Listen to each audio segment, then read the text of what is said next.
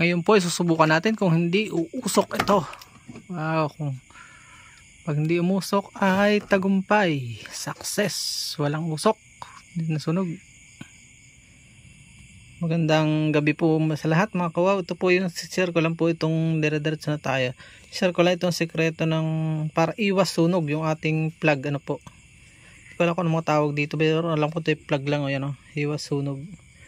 Sa pagkakabit po ay yan o, tinanggal ko lang ito. Hindi ko na naipakita dahil ako may vlog na din ganito. Iwas sunog talaga pag ganito. Yan o, yan, magandang thumbnail yan o. Ito'y kakalasin mo lang, tapos ito ay binalatan ko lang, hinila dito. Naipa common sense lang naman yan, logic lang yan.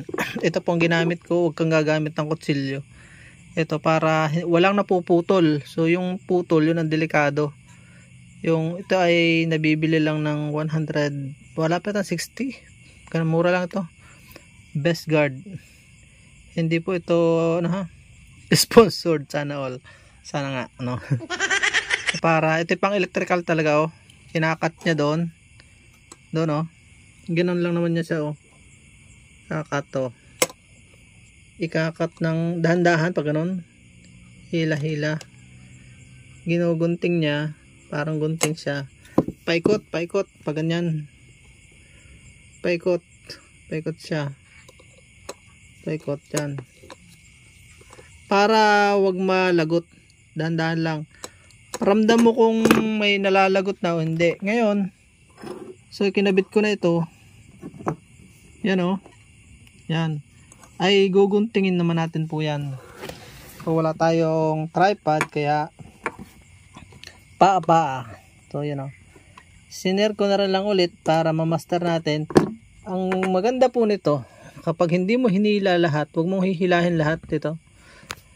Itong pinaka para wag siyang magrambulan. Tapos saka mo iikot doon sa tornilyo at atin pong guguntingin. Puputulin gamit itong ating cutter na plier. Tsaga-tsaga lang talagang yan na ganyan.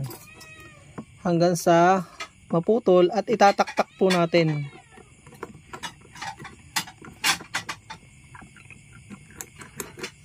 Mapurol na.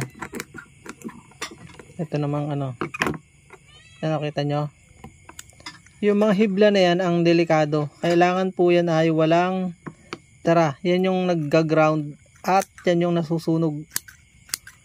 Pag naglapat yan, makakaiwas pa po tayo sa sunog pagka ganyang hindi ko may pakita ng maganda sa inyo at wala tayong yun, putol na siya, malinis, wala po siyang o tapos itataktak natin ganun lang po at makakaiwas po tayo sa sunog. Hangad ko po sa pag-vlog ang hindi lang karunungan kundi ang makaiwas po tayo sa hindi sila maglalapat at igaganon pa natin yung mga tira para sigurado.